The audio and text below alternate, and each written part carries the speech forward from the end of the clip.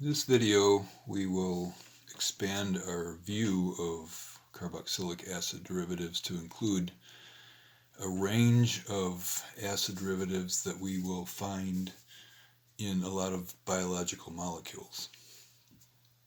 And to begin with, when we've used the term ester up until now, we have referred to this functional group here, a carbonyl with an oxygen and an alkyl group attached to it. What we've been calling an ester all along is actually a carboxylate ester, and there are different kinds of esters that will form. Essentially what an ester is a combination of an ic acid with an alcohol, and that will give you an 8 ester and water. So this ic acid that we've been looking at has been a carboxylic acid, and that has reacted with an alcohol to give a carboxylate ester. If we remove the molecule of water here, then we get the ester, as you have become accustomed to.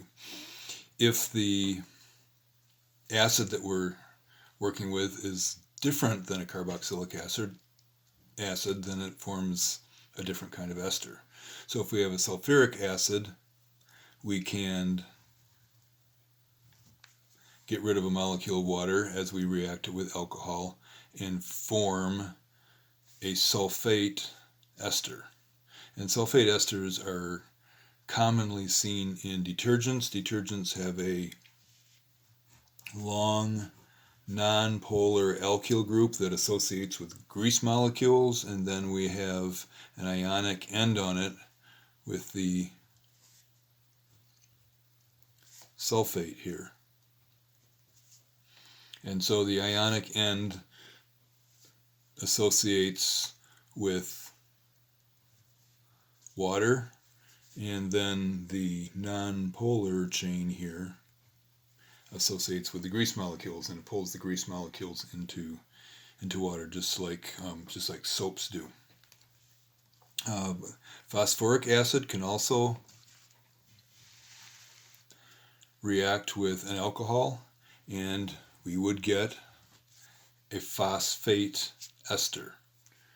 So again, we have a different kind of an ic acid reacting with an alcohol to give an 8 ester. There's actually ic acids can react with, instead of alcohols, they can react with thiols in a very similar type of reaction, which I will write up here at the top in the space that I have. So if we have a carboxylic acid and it reacts with some sort of a thiol, we can remove a molecule of water and we can make what is called a thioester. And you notice the similarities between all of these esters that we're forming. So we're going to call this a carboxylate instead of our carboxylate ester. We're going to call it a carboxylate thioester. And all of these esters that we are making have a carbonyl or a sulfonyl or a phosphorus double bond oxygen, but there's a pi bond to an oxygen, and then we have some sort of a leaving group attached to them.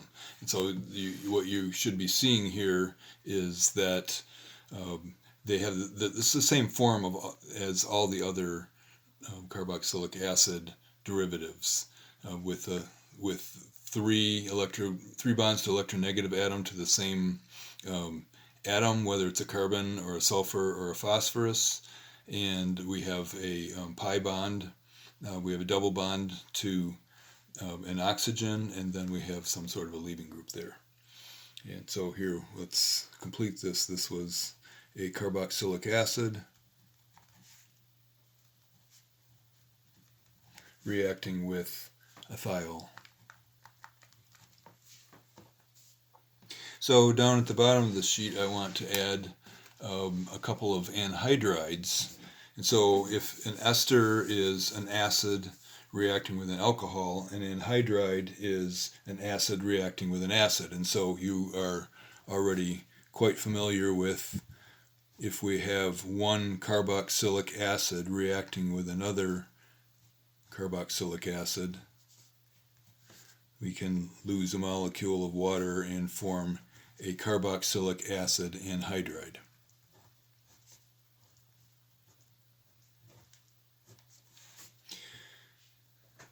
So we can also react a carboxylic acid with a phosphoric acid.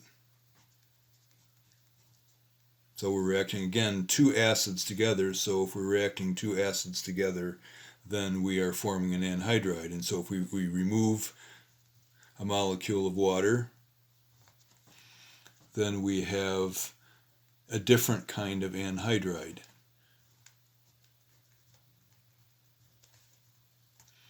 And this anhydride is referred to as, it's got an acyl group on it and it's on a phosphate, so this is referred to as an acyl phosphate.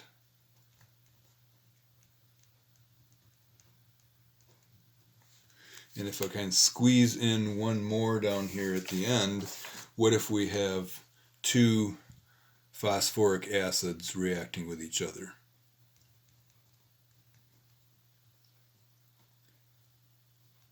Then we are forming a phosphate anhydride.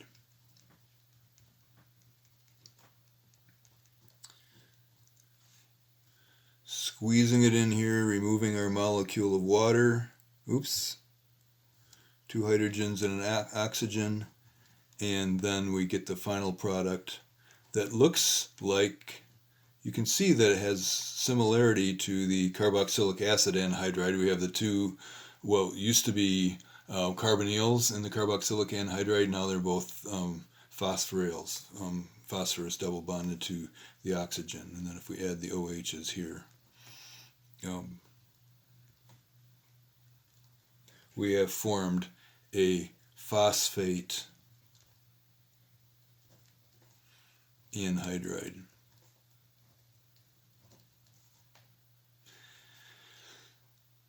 And so all of these are examples of anhydrides, which again are just two acids reacting with each other, losing a molecule of water, and combining to become anhydrides. Okay, so I'm introducing these different types of carboxylic or acid derivatives in general to you because you're going to see a lot of them in biochemistry. So if you flip over your blue sheet, there are a number of different compounds that you see there. And then on the gold sheet, which follows in your packet, we have examples of DNA bases. We have a variety of different biomolecules here. And then at the top of the backside of the gold sheet, we are continuing on with some biomolecules there. So your assignment here is to circle and identify all the different types of esters and anhydrides and different acid derivatives that you're finding in these biomolecules.